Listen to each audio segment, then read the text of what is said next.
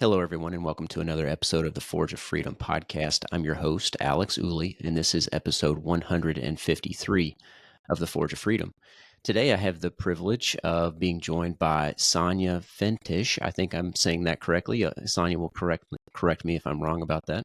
But Sonja is she's a number of things, and we're going to get into that here in just a little bit. But she's a farmer, a musician, I believe. She likes to delve into firearms and such. I actually found her on. We've never met, but I found her on X. We have a lot of common interests, and the homesteading and firearms and farming and those sorts of things. I think made her a suggestion in my X feed. So anyway, I was happy to reach out to her and get her to agree to come on to the show to talk about not only her background and what she's up to out there in Oregon, but also her campaign for the U.S. House of Representatives. She's running as the Libertarian candidate for Oregon's 5th congressional district. So we're going to get into that here in just a little bit. So with that being said, Sonja, welcome to the show. Yeah, thanks so much for having me. Yeah. So I touched on a few things that you're up to out there in Oregon personally, and then also you alluded to your campaign as well. If you would, before we talk about your campaign and some of the issues that are important to you for your campaign, tell the listeners a little bit about yourself. Yeah, so I spent the last 13 years mostly on my family's farm down in Southern Oregon. We discovered the wonders of raw milk, and we were kind of confused about why more people didn't know about it. And we realized we loved raising cows and milking cows. And so my family embarked on this over a decade journey of milking cows. I have about 17 right now. My family's farm, just a quick plug, is Helios Farms. You can find them at hfpma.com.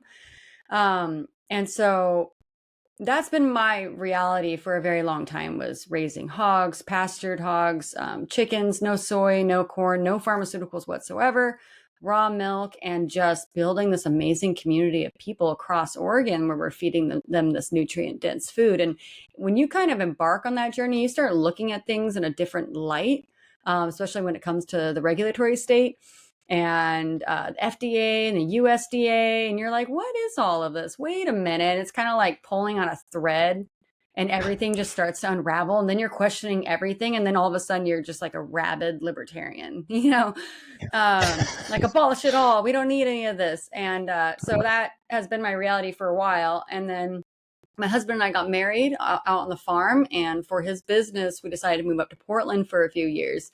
This was in 2019, and we're like, this will be wacky and fun and weird. Like Portland was a fun city to visit. It's weird and kind of kooky, but nothing really wrong with it. And then I was pregnant with my third, and then COVID hit. I had my daughter March 2020. And we realized that we were in the hornet's nest. We were basically surrounded what felt like the Gestapo. Like, we didn't know what our neighbors looked like for 6 months because they wouldn't stop wearing masks. Like, we were just very confused, very isolated. And a friend of mine reached out and she was like, hey, do you think this stuff is crazy? And I was like, yeah, stuff is crazy. Like, what's going on? And she was like, we need to throw a rally. We need to tell people what's going on. And I was like, this is a great idea. And I had never done anything like that. Like, my view on politics and activism was like, I made the right decisions for me and my family. I'm done. I don't need to go and, get on a soapbox and tell people about it. Like, they can figure it out on their own. It's not my responsibility. But we put on this rally. We had like over 300 people come to this little town of Oregon City outside of Portland on May Day 2021. And then it kind of took off from there. I became the political action director for a organization here in Oregon called Free Oregon. And then I also worked side by side with some other medical freedom organizations here in Oregon, like Children's Health Defense, Oregonians for Medical Freedom. And we put on some really big events within the medical freedom community. And it was very cool because it connected me to people from all across the political divide, but mostly like the grassroots conservatives. They were really the ones that showed up and were really, really activated. And so from there, I got involved in a couple political campaigns. I worked on a gubernatorial campaign for governor here for a grassroots candidate. I kind of got to see the inner workings of the Oregon Republican Party. and because the candidate was a Republican. And I got to see the way that the duopoly is just colluding with each other, and just like the nastiness of these embedded establishment politicians that just are built to fail here in Oregon, because we're a very blue state in the cities. And so, yeah, that really opened my eyes to the political structure of things. And then that ended. And then I've just been back to farming and creating the content that you've seen, just sharing what I know with people. And people seem to really be interested in the lifestyle and about butchery and all that stuff. So that's where I'm at now. And then now I'm running a campaign. A great way to get your message out is by speaking the language that people want to speak. And this is an election year, and people want to speak the language of politics. And so if I want my wacky ideas to maybe make some impact, or for people to be able to hear it and like know that they have representation out there, this is a great time to do it. So Yeah. It's interesting. We just briefly discussed pre-show. I'd never been to Oregon. I'm from Southern Indiana, near Louisville, Kentucky. And sort of the perception, I think, of most people around where I live is that Oregon is, as you say, a very blue state, and sort of lump in all of Oregon with what we see from Portland. But it's the rest of Oregon is probably quite different from Portland, right? I mean, very red. It's basically the blue pockets are Portland, Eugene, Corvallis, and Bend, and everything else is red. And as a matter of fact, the district where you're running currently has a Republican representative, correct? Yeah, and The incumbent. it was a hard won battle for her 2 years ago, and she won it by a very, very slim margin. It's a very contested district, which is one of the reasons for me to enter the race. And so it's nationally recognized as a battleground race, because she wants to keep her seat. But unfortunately, she doesn't have the support of her constituents because she's been a bad Republican. Oh, I see. Yeah. I've got up here, it's just a map that I found on the on Wikimedia earlier today. So you're in this 5th district right here for people who are watching the podcast by video. It's sort of this Wild. I don't know, reddish orange. Is that right? That's the district that Yeah, you're and in. they did some redistricting shenanigans, I think 4 years ago, and completely changed the shapes of a bunch of these. So this is, and this was to kind of destroy District 5 from being conservative held, because that first chunk of it up above is Clackamas County, which is very red. And then they decided to scoop out Bend. And so you have kind of a blue stronghold. So they're hoping that that will kind of sway and help them keep things on the Democrat side.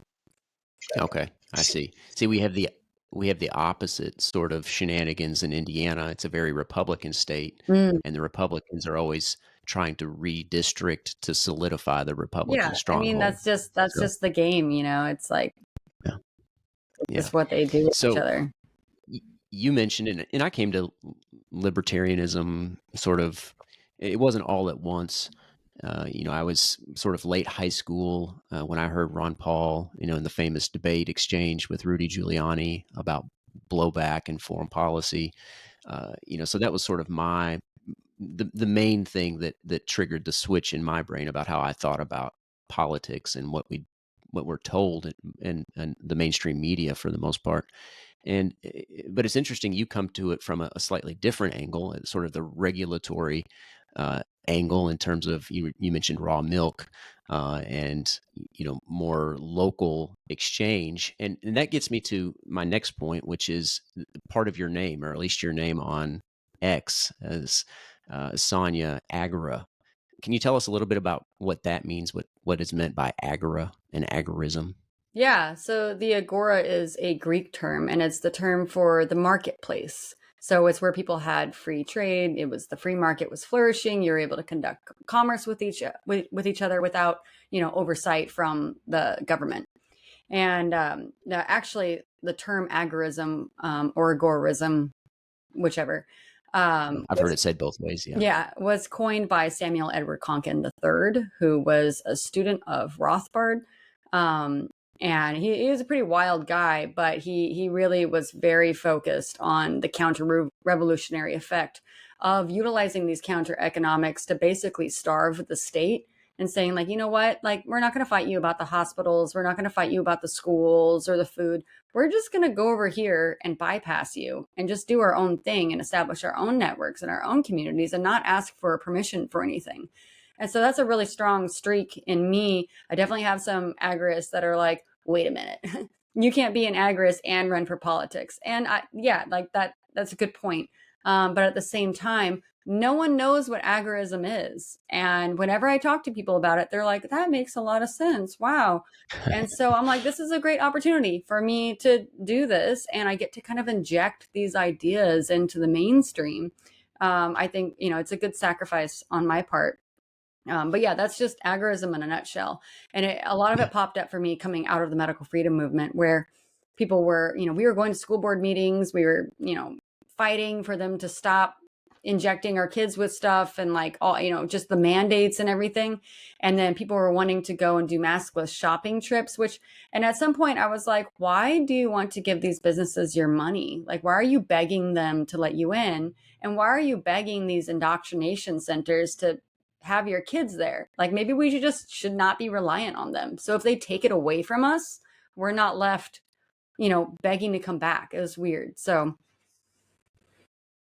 Yeah. So, and what I love about it is that the concept or the idea of the agora from the Greek times, was not just a place where people would go and exchange goods, right? It wasn't just a marketplace for things like raw milk or other goods, right? It was an exchange or a marketplace for ideas where people would go and speak and talk and right. debate and discuss, right? And this is particularly interesting to me because I was a philosophy major in undergrad, and a lot of the Socratic dialogues are set in the Agora, in the center of town where everyone met. So that's what I love about what you're doing. You're not just sort of developing this parallel economy at the local level there in Oregon, but you're also engaging in the marketplace of ideas through your campaign and through your X feed. So it's really sort of embracing that agorist viewpoint from multiple perspectives. Yeah, you have to beware the echo chamber. It's the most toxic place. Like Yeah, if you're surrounded by people agreeing with you all the time, then you got to change things up a little bit.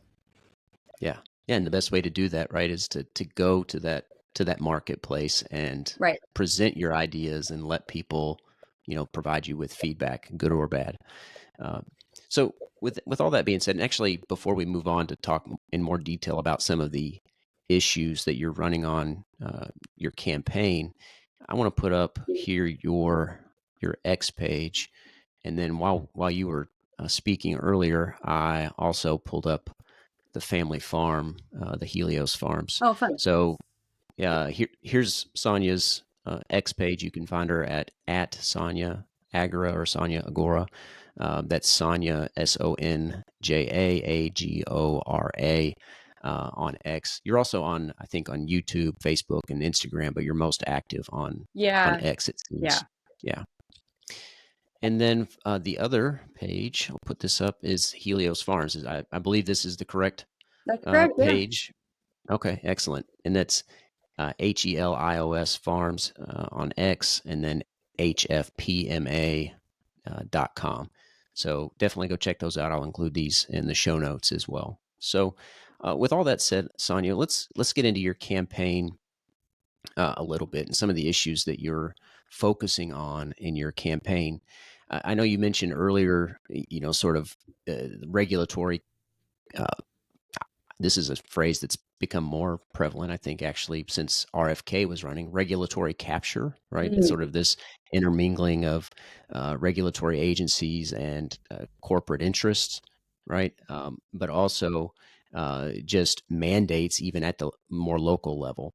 If you would talk a little bit about, expand on that a little bit, what really piqued your interest and what influenced you to focus on that particular issue? I mean, I can just see it and feel it embedded in almost everything. So like what brought me to it in the first place was with the farming. When I realized we could process our own pigs and make the most beautiful hams and we could eat them and no one is going to bother us. But as soon as we start trying to share that with anybody else, we try and sell our neighbor a ham or anything like that, try and turn a profit, that's when the government is like, oh, no, no, no. You need to do this licensing. You need to follow these regulations. You need to send this to the correct processing center. You can't sell at retail, like all this stuff. And it's like, this is good, clean food. And I strongly believe in personal responsibility and autonomy. I think one of the issues we have is that in lieu of having a tight community where we actually communicate with each other, we have now asked for, mommy government to come in and set up these regulations so that we don't have to think about it. We don't have to investigate. We don't have to go and talk to anyone. And that applies to everything. My husband's a contractor and he has to go get his licensing up to date, his insurance, his bond. He has to pull the permits. He has to do everything, up to date.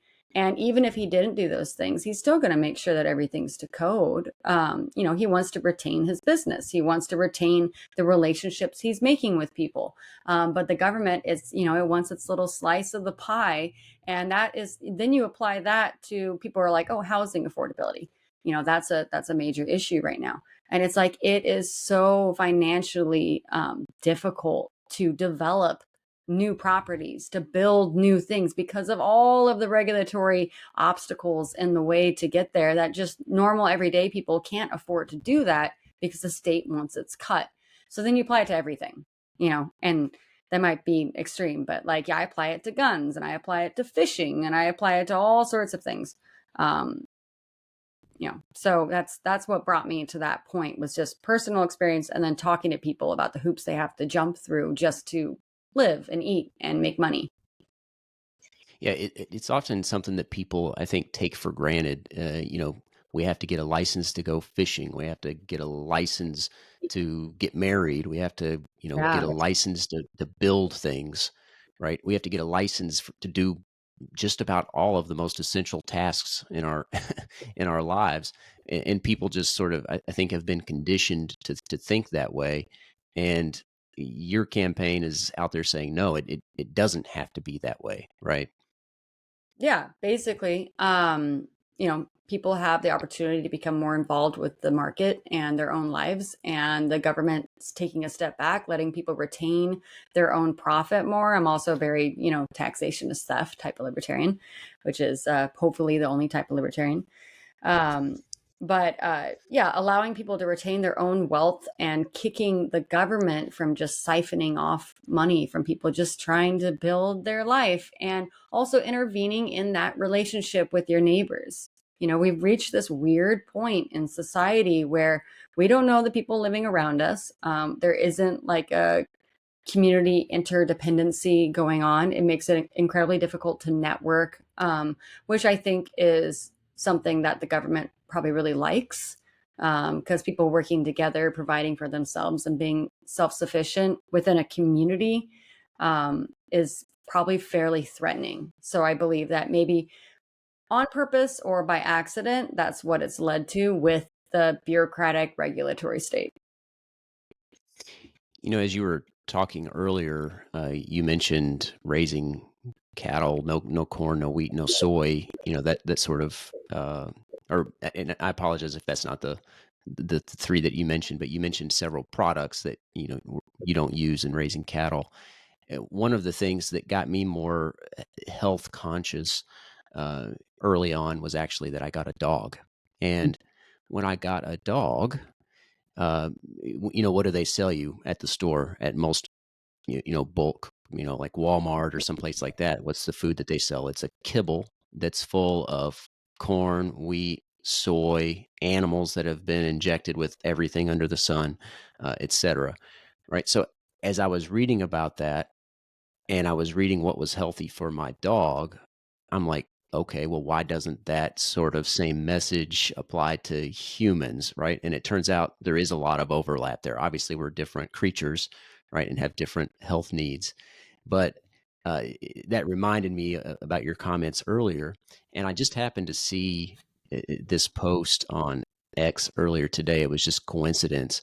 It's actually a post by Robert Lufkin. I don't know if you're familiar with him. Mm. But he it was a raw milk. It was about raw milk, and it has a bottle of raw cow's milk, farm fresh, produced locally, RBST. I don't know what that is exactly, but hormone free, I believe, probably.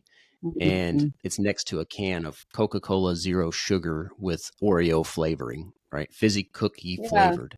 And he says, which one of these is more dangerous to our health? Which of these is illegal? And that's almost that sort of highlights the absurdity of the sorts of regulation in the food and the farming industry. Uh, do you have any thoughts about that?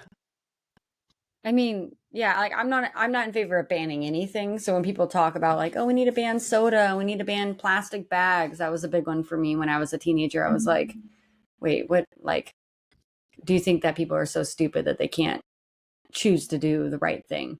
Um, but yeah, I mean, it's gross. If you look at the ridiculous daily allowance, which is what I refer to as the RDA, the current dietary pyramid, where it's like you need to eat this many grains and then like avoid fat and meat, which are like the essential nutrients that we need to be able to function correctly.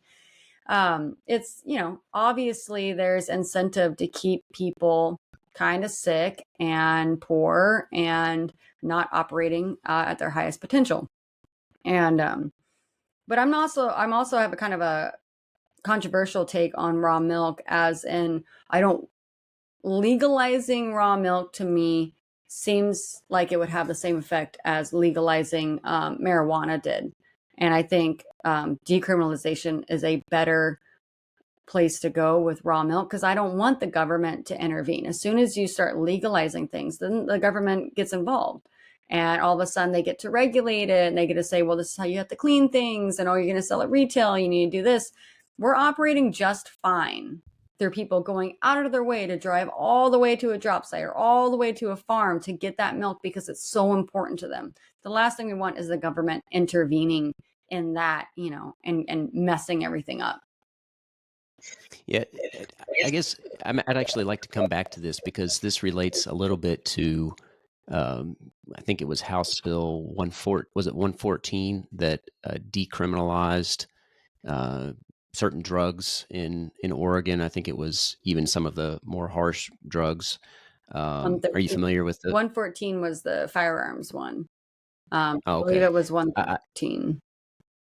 Okay, I'll have to pull that up.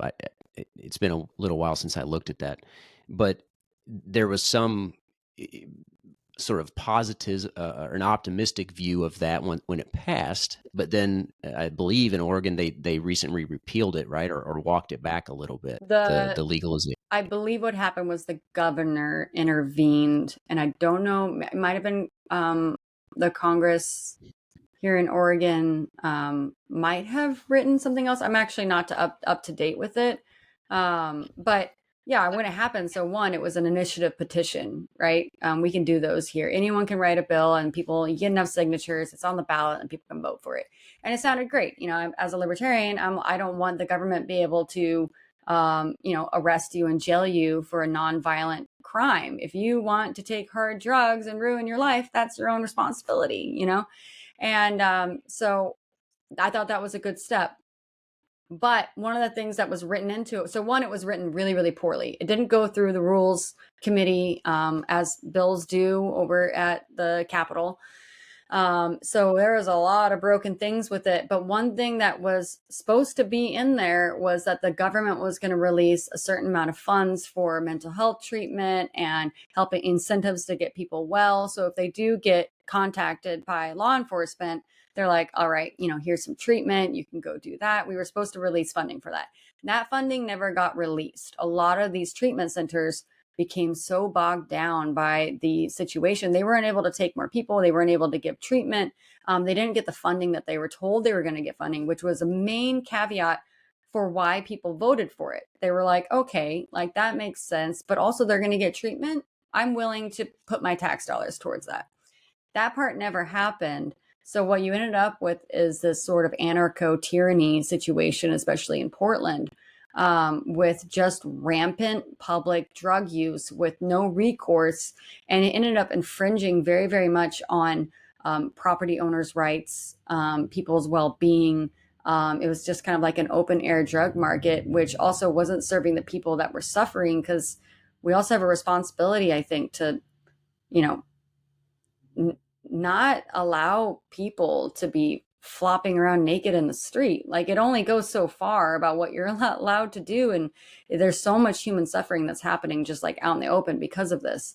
And so I think what they should have done is, they obviously should have funded the treatment centers, but they also should have really gone out of their way to make sure that property owners' rights were respected, and that you were criminalized for open air drug use. You can't drink beer in public.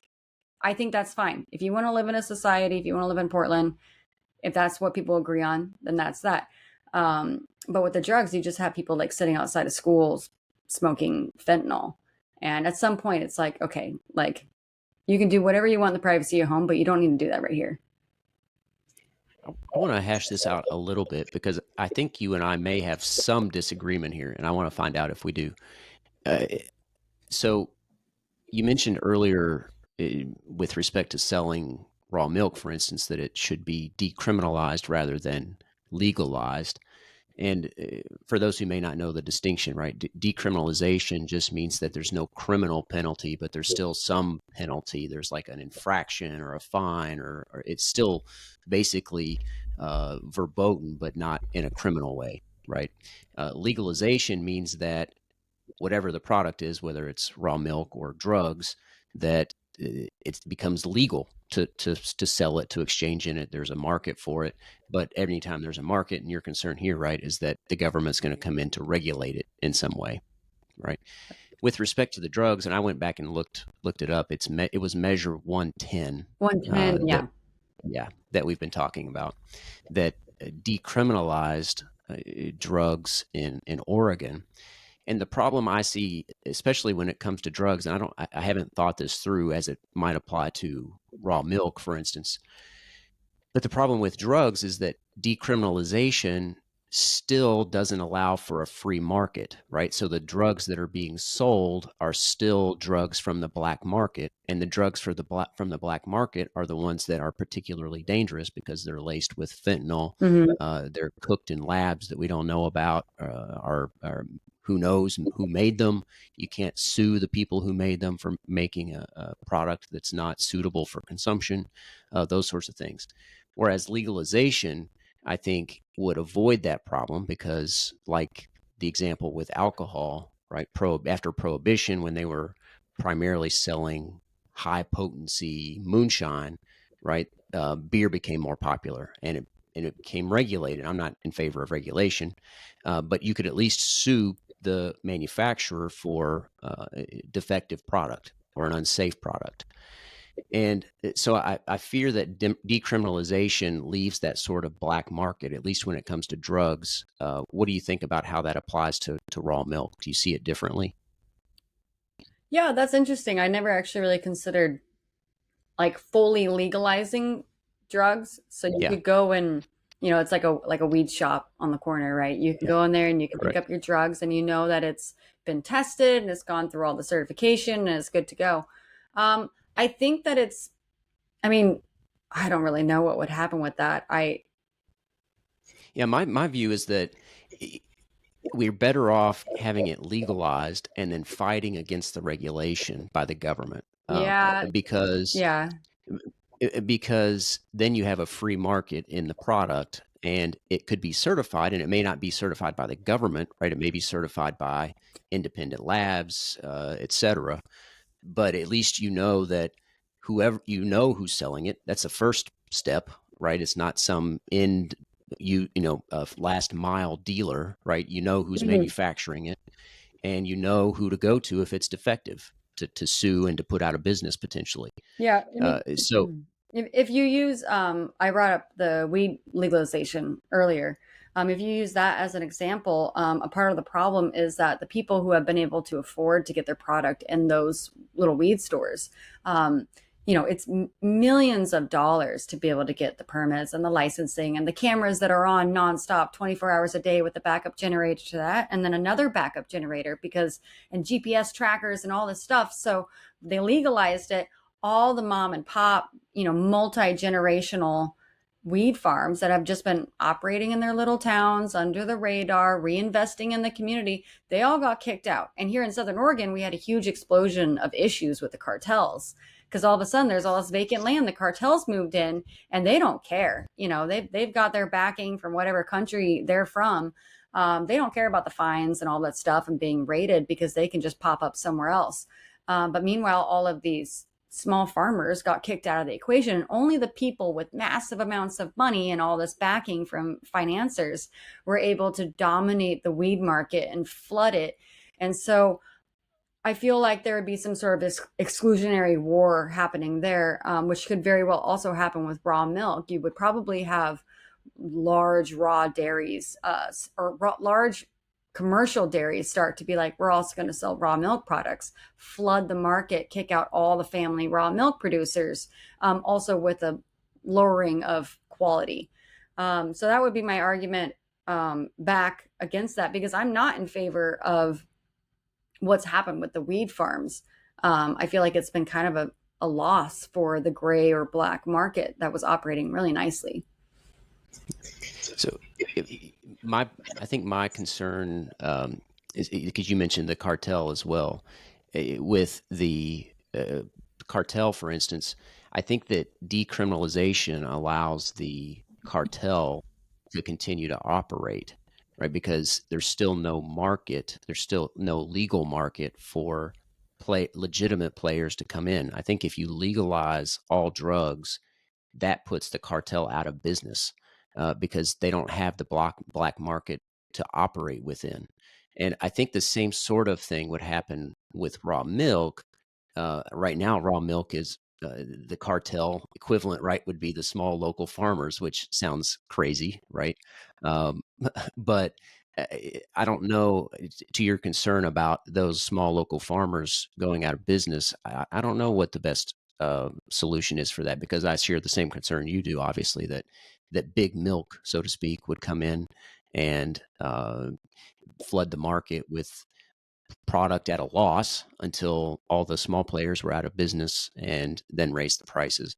Um, Obviously, as a libertarian, you hope that the market can sort that out, Right. but that's not always the case, at least in the short term. So certainly problematic. Yeah, I don't have a final, I don't have a great solution for it. I know what my concerns are and what I've seen happen. But as far as like, yeah, I guess if you wanted to deal with the fentanyl crisis, they could just legalize it and have Yeah. it like properly dosed out and tested and all that stuff. And maybe that'd be a great answer to that issue. I don't know. Yeah. Whatever they're And, doing right and now, it's not working. and there's probably some flaw in this, but I always like to use the prohibition of alcohol as an analogy, because think about, and this applies to the raw milk as well. Think about what happened with alcohol, right? You have the big players like Anheuser-Busch come in, and for a long time, there's not really much of a small market for craft beer, so to speak, or a craft winery, local wineries, and but now it's a huge industry, right? And so I think that the market eventually catches up, and that it finds this difference in preference. Like, do you want the beer from big alcohol? Do you want the milk from big milk, or do you want the more craft option? And so I think it might take a while, but I think eventually the raw milk industry, for instance, would sort through that, and you'd have sort of this separation of craft, sort of the craft equivalent for the local equivalent of raw milk versus the big milk version, like Anheuser-Busch. And I think the same thing would happen with drugs, for instance. But anyway, It's entirely that's possible. just and just posing hypotheticals here, Yeah, no, I love it. I love getting to examine all the different sides and parts and where things could end up. I don't know. yeah. So we went kind of down a rabbit hole there, but I enjoy. I'm a criminal defense attorney, so I see drug problem day in and day out. Mm. Um, but so that was why it was so easy for me to go down that rabbit hole. But um, going back to our earlier discussion about, you were talking about the regulation of farming and there's sort of this incentive to keep us sick. One of the other areas that you're passionate about is medical freedom. Mm. Can you talk a little bit about what you mean by medical freedom and how that sort of contrasts that with the current system that we have? Yeah. So, I mean, one of the cornerstones of medical freedom is the importance of informed consent, right? Which there's a little bit of a lack of. A lot of people who have been vaccine hesitant or asking questions about it or wanting to do delayed vaccines, going back a long time ago, they've pointed out for a long time that people are not being made fully aware of the risks. Whether or not you believe that vaccines are good or bad, there's still, a massive list of all of the possible side effects that people need to be informed about. And there's a lot of that not happening in regards to any drug, like even like antibiotics, ciprofloxacin. It's like there's a level of accountability when it comes to the medical system of informing people about what they're putting in their bodies. And there's a lot of trust. This is a trusting relationship between you and your doctor. And a lot of people are starting to feel very misled, especially when it came to the COVID-19 vaccines. That really woke a lot of people up because they're like, you're telling us that we have to take this thing in order to be in society, which is a terrible thing. It's coercion. But they weren't being fully informed on anything about it or the risks that were involved. So that's really important to me. I mean, it just goes down to voluntary association with anything. If you have to do something in order to go to work or make an income or for your children to be in a school, then that's a really big problem. One thing that I looked at the Ballotpedia page that has your profile on it. Actually, I'll go ahead and put that up here. And we discussed this briefly pre-show, but one of the few, maybe the only, I don't know, I'll say few politicians, and you can correct me if I'm wrong, um, that you sort of admire or would like to model yourself after is Thomas Massey. And if you look at you filled out a candidate survey. I think he was the one that you said that you'd most like to emulate. It's what characteristics? No, which one? Let's see. I can't remember which one it was. But anyway, while I'm looking for that, would you tell us what about Thomas Massey caught your attention? Was there some particular bill or legislation, or is it something more recent or something further back? What was appealing to you about Thomas Massey? Well, for one, it's funny, I was kind of kicking myself after I filled out the survey because I thought it was asking for someone currently in office. Otherwise, I would have had to give a shout out to the great Ron Paul. I was like, what kind of libertarian am I? I'm not putting Ron Paul in there, like obviously. And but Massey, although he's a Republican, he represents very strong libertarian values. The way he responds to all of our overseas activities with foreign aid and foreign intervention. He's willing to call out basically the games that the duopoly is constantly playing, and he just kind of mocks them with it. And you don't see anyone being that much of a renegade in the political spectrum these days. And I really like his Prime Act. I was actually, when I first saw the Prime Act come up regarding small farms, I was kind of like, we don't need more bills. Like, we don't need more laws to protect us from things. Like, I'd like to just see people in office getting rid of old bills and just do that for a while. But the more that I read it, the more I was like, this is a really good step to eventually abolishing something like the USDA or severely limiting its authority, giving more autonomy to the states, right? If you want to have a state Department of Agriculture, fine. But then there's more involvement from the community and more of a say from the community that way versus some monolithic structure like the USDA that's widely out of touch with the way that certain states and the farms within it operate. So I really liked that act in general. And then he had one recently that I posted it. The constitutional carry bill. Yeah, of course. It's Yeah, like, yes, like this should yeah, be the norm. And I don't think it's something that the federal government needs to be making decisions about, because I don't think the federal government should have a role in that whatsoever. We basically vote on wartime and interstate commerce and things like that. But as a reminder to the states of being like, yes, we support constitutional carry, you can do that. I think it's a really good step. yeah. He proposed a national constitutional carry bill, which, as you alluded to, should be the default, right? There should be no federal Right.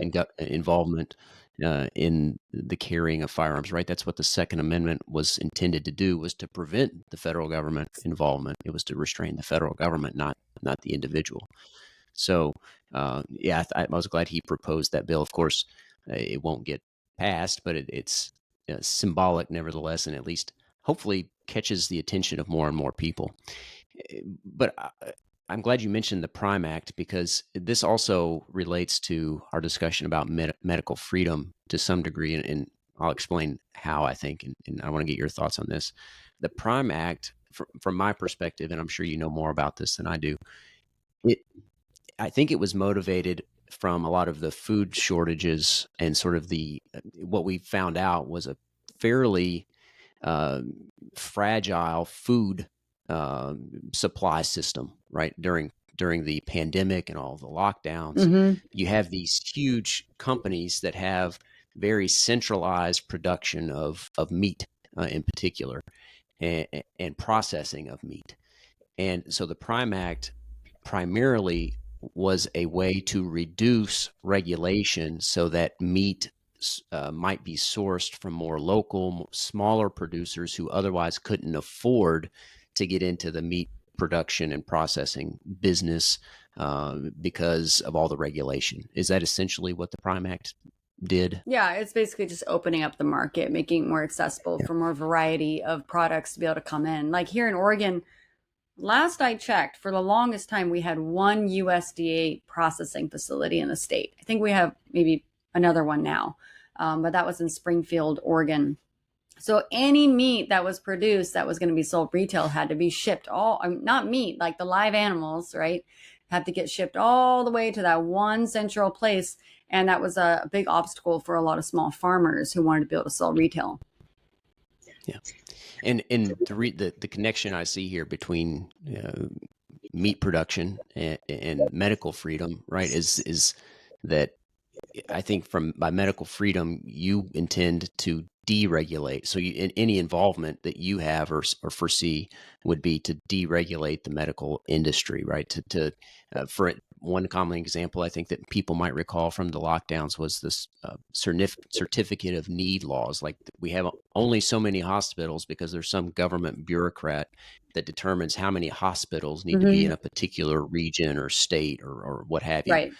And so there was this concern that there would be a shortage of beds because the state had artificially limited the supply of hospital beds by requiring these certificates of need. So that's just one example. Are there other uh, priorities that you would have in terms of medical freedom? Um, yeah, I mean, and also like there's really great little medical clinics that are popping up. There's one where they do, like, they basically offer their own insurance program, or you pay like a subscription where, like, every month you pay a little bit and you get to go there. And it kind of kicked out having to go through all the hoops of insurance companies, and people are able to be really active with that little clinic. So I think that, I mean, also another thing that was happening during COVID, here in Oregon and probably everywhere, was they were limiting the amount of hospital beds that were available, because that meant they got more federal funding and more state funding because their hospital was at capacity. And, I think that people are so compartmentalized within these things. I don't think necessarily there was like nefarious intent, but that's just how the system works, and the system's pretty broken. And so they had to kind of create a situation to be able to get the funding they needed to help treat people. But yeah, all of those, like limiting how many hospitals can be in an area, I think the whole thing should just be opened up, and competition is good for the market, and what people like and interested in is what will come out on top. Yeah, yeah, fantastic. Um, one thing that we touched on briefly that I'd like to talk about a little bit more is firearms. Mm. I mentioned that I'm an attorney, but I'm also a firearms instructor, so I'm passionate about firearms and the right to keep and bear arms as well. Obviously, there's been a a lot going on with the ATF and sort of the shenanigans there with their rulemaking efforts. They've been smacked down a little bit by some of the federal circuit courts and by the Supreme Court to some degree, especially with the case, the Loper Bright case, which I talked about in a previous episode. But it basically it said that these administrative agencies are not entitled to the deference that they were previously under what I'm sure you're familiar with, and a lot of the viewers are, the Chevron deference. Yeah. Um, that's a huge issue, obviously, still in the firearms world. What other issues do you see with respect to firearms that you'd like to see addressed? I mean, my main thing, if we bring it back to constitutional carry here in Oregon, um, even like the really good sheriffs, they're still requiring people to pay a fee and pay to do a concealed carry. I would like to see that go away. They don't have to do that, it's unconstitutional. And then also, when people talk about firearms or they talk about even like investing more money in local police, my answer is usually I would like to see a stronger stand your ground and castle doctrine here in Oregon, before we inject more money into like the local police force, because people need to have the ability to protect themselves and their property a lot more than they are right now. Our stand your ground and castle doctrine is very, very weak. And so you might have a home invader and you act perfectly in self-defense, and I'm sure, as you know, as a lawyer, it's going to take a very long time to sort that out. And you eventually maybe found that you did everything legally, but you paid tens of thousands of dollars for legal representation and the stress. And so it's basically you get punished regardless. So I would love to see that streamlined. I would like to see people to have more support, and have more access to firearms so that they can protect themselves. Yeah, no, I love that. Uh, the constitutional carry movement has obviously gotten lots of momentum in recent years. Thankfully, Indiana was one of the states to finally get on board with constitutional carry. Wow. We still have a license option. People can get a license if they want for reciprocity purposes. But Mm-hmm. if a bill like Thomas Massey's were to pass, obviously that would be moot as well. What are the requirements in Oregon to get a license? Is there a training requirement Yeah, in you have to Oregon? take my husband did it. It's like an online class, and you pay a fee for the class, and then you have to pay a final like $150. So I think it's like a little over $300. Which, if you're a low income, you don't have the money for that. You're just trying to get a firearm to like protect your family or your kids, or you live downtown Portland and things are out of control there because of anarcho tyranny, and you should be able to get access to a firearm. So yeah, that's basically the situation with that. Do you have to take an in-person class at all, or is it just the online component? I Do you know? believe that there's an option for the online component. Okay, gotcha. Yeah, in my experience, my family and I, we've been doing firearms training for uh, about a decade now, a little over a decade, and Indiana has never had a training requirement. You just had to pay a fee to get a license. But what that meant was people in Indiana who wanted to get training were genuinely interested in training, right? And safety and proper handling and gun handling and marksmanship. Whereas my perspective is that in states that require training, there's almost this moral hazard that's created because people think, oh, I went through the state mandated training. I got my license. I got blessed by the state. Now that means I'm competent to go out and use a firearm Right. and to protect myself and my family. So, and I think that it's almost the reverse effect that the state in maybe intends. I don't even believe that there's any good intent, really. I think it's mostly just a farce. But to the extent that there is any good intent, it's to ensure that people are safe with their firearms. And I think it actually has the opposite effect. Have you seen that at all in Oregon, or do you have any thoughts on that? That makes a lot of sense. I mean, I talk to a lot of gun owners, and a lot of them do not regularly train with their firearms. They feel safer having one with them, and that's totally fine.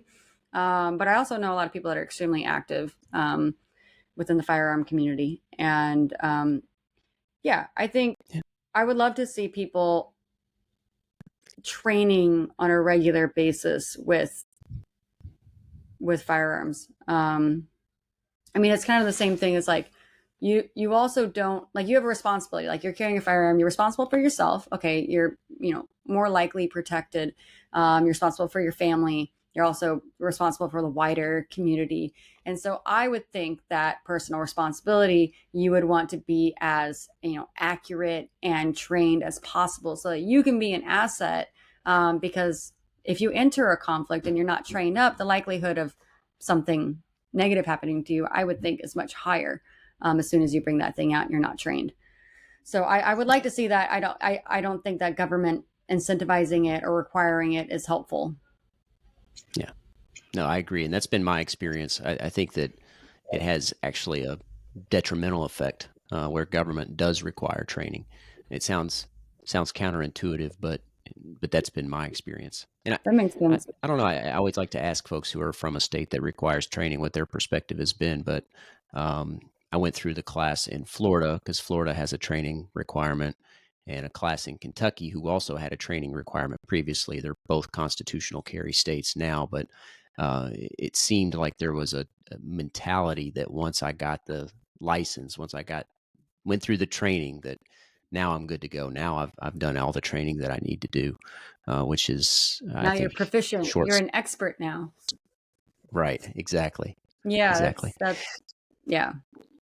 And I also I Oh, one thing I've learned is I also train in jujitsu, and I've discovered that when you go out and compete, it doesn't actually matter as much how much skill or strength you have. It's also a lot of people don't realize that when you go into combat or you go into fight with someone, what your adrenaline is going to do, what your biological response is. So I think a lot of people, you could be really well trained with firearms, but until you engage in an actual conflict with someone, you don't necessarily know how you're going to react and how your body's going to react. So engaging in combat sports is a really great way to kind of gauge where you're at with your response, because you could just get an adrenaline dump and be useless and freak out, and it doesn't matter how proficient you were.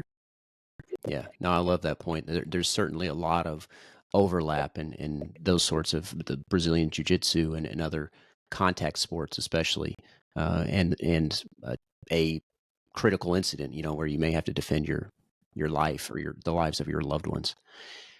We've got. I want to try to keep this close to an hour. We're running just at 53 minutes here, but I like to touch on a couple of other topics before we wrap up. You mentioned on your website, on your campaign website, and I think this is something that far too few people have heard about, and that is with respect to foreign policy, the Defend the Guard Mm. Act or the Defend the Guard concept. Would you mind to say a little bit about that? Yeah, I mean, the Defend the Guard, it's actually, so it's a state focused thing. So it wouldn't be something that would be happening necessarily on a federal level. That's more like the Rescind the War Powers Act, but certainly should be supported by anyone in Congress. Defend the Guard is about bringing our National Guard, has a great name, National Guard, back here. They're extremely highly deployed. They're overseas. Oregon just sent a whole group, I think with a couple hundred of them, over to Syria. And yeah, I fully support it. I would love for us to have a really amazing national defense. We need the National Guard here for natural disasters. When we were having massive wildfires here in Oregon in 2020, all of our Chinook helicopters were in Yemen or Syria. They weren't here. And so we were having massive wildfire issues, and we didn't have the support of our own National Guard helicopters. So I strongly support Defend the Guard. Yeah, and what I love about it is that, I mean, it makes sense from not only a practical perspective, as you say, from a national defense, a truly defensive perspective, not sort of the offensive Yeah. perspective or approach that the U.S. has taken for so long. But it's a statewide movement. I think this is where a lot of people underestimate the power that the states have, uh, not just within their own state, but at the federal level, and especially with something so important as national defense, right? And the point of the Defend the Guard Act is that the state is not going to deploy its assets, its National Guard, unless there is a declaration of war, which there hasn't been Correct. since World War II, right? So, Hmm. uh, state assets, state property, or the property of the citizens of the states has been utilized, essentially co-opted by the federal government to wage war without a declaration of war. And it's about bringing those things back to the states. 100%. Yeah. Um, the other thing that I'd like to touch on, and this is somewhat related, is immigration. And this, did you go to the Libertarian National I Convention? did. I did. Okay. Well, as you know, undoubtedly, immigration has been a hot topic within the Libertarian Hmm. Party, and there's been a lot of tension among uh, sort of well-known Libertarian Party members and figures. Um, to some degree, this is related to the National Guard issue as well. But what's your take on the immigration issue? What should the federal government do or not do about immigration? So that I feel like there's two different types of libertarians, and maybe a few in between. But you're either a closed border libertarian or an open border libertarian, and the arguments on both sides are pretty fierce. Personally, I'm a closed border libertarian, and that goes into our own national defense. I do think we have a responsibility to have a closed border. However, we are a nation of immigrants, and we should have the best, most amazing, streamlined immigration policy in the entire world, and we don't. It's incredibly broken. I know people who come out. We just had some interns that came from Germany and England to my family's farm, and they were just having the hardest time trying to figure out how to stay here longer, how to immigrate, how to become a citizen. They want to work. They have, amazing skills they could contribute. And it's incredibly difficult. And I was like, why don't you just walk over the border? You know, um, but I think we have a responsibility to the people who invest in America, the property owners who live here, especially the people along the border that are having a really hard time. I would like to see the border situation and our immigration policy fixed and made stronger while also retaining really strong boundaries. I don't see anything wrong with that. I don't need to let people come over my fence onto my property. Um, we need to have a communication. We need to have a relationship for something like that to happen. I'm not going to be forced to let someone do that. I'm not dogmatic about this issue. I think there are very thoughtful libertarians on both sides of the issue. The way I see it, at least to some degree, I'm still trying to work through the problem in my own mind. But there's not really a purely libertarian immigration policy, because immigration is sort of uh, it's not really consistent with libertarian theory, because in a purely libertarian society, all property would be private property, Mm. right? There would be no public property, and that's where a lot of the issue with the concept of immigration stems from, right? Is how do you deal with the public property at the border? How do you treat that? Is it owned property? Is it as in is it owned by the taxpayers of the state or the United States, or is it unowned property that nobody has control over, right? And the way you see that is sort of dictates what your position on immigration is going to be. But that means it's hard to have a purely libertarian position, because we're talking about public property, which is incoherent within the realm Yeah, of libertarianism, right? So I think that's where a lot of the disagreement stems from. definitely. But to nevertheless, I think I tend to agree with you that while we have that property, all that public property, it should be secured, but we should streamline the process for people to gain access to the United States.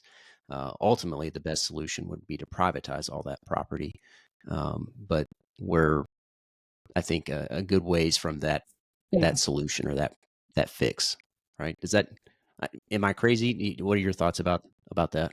No, yeah, I mean, definitely like one step at a time. But I think secure it, tighten it up, streamline it. We should, yeah, all of that should happen. It seems pretty simple to me, at least until we figure things out, a better process. As whatever we're doing right now isn't working. Humans are suffering. The people coming here are suffering. It's not working. So we have to just put a pause on it and fix it. The concern that I share, and this is one I'll mention his name, Jacob Hornberger.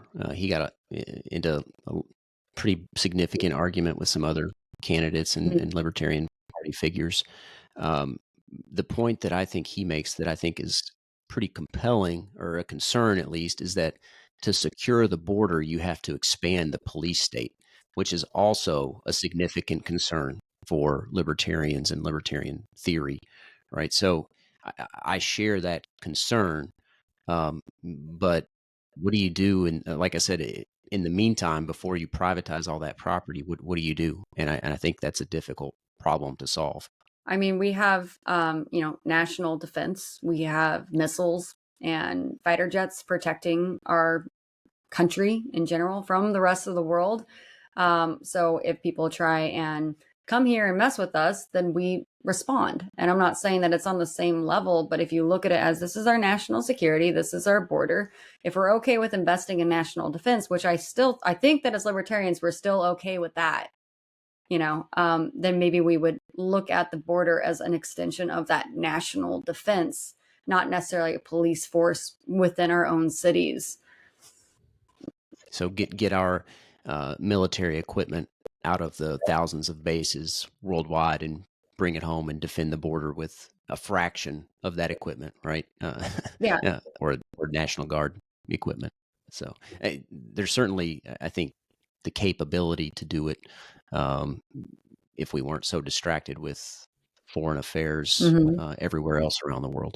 So, well, Sonja, we've gone a little bit over an hour at this point. I want to give you the last word before we close up, and I'll obviously encourage folks to go check out your X page, as well as you're active on YouTube and Instagram as well, but I think most active on X.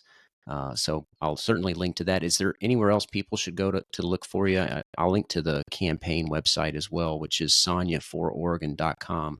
Is that the best place to find out information about you? Yeah, to find out about the campaign, you can go to sonjafororegon.com. I do have a YouTube, but I'm not really on there right now. When I get done with the campaign, I'm going to kick that back up. And then my Twitter is my most active place. Okay. Well, Sonja, thanks so much for tagging along for the show. I really enjoyed the conversation, and I hope the listeners enjoyed it. Yeah, thanks so much for having me on. That was a really good talk. Yeah, and good luck with the campaign. I'll be following along as you get closer to November. I know it's coming down to crunch time. It really is. It really is. Thank you so much. Yeah, absolutely.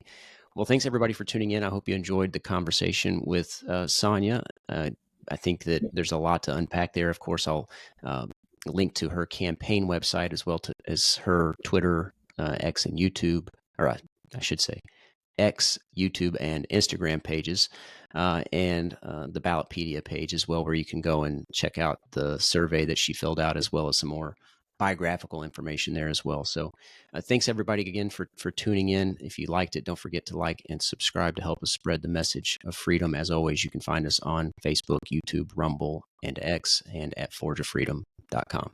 Until next time, remember, you are the Forge of Freedom.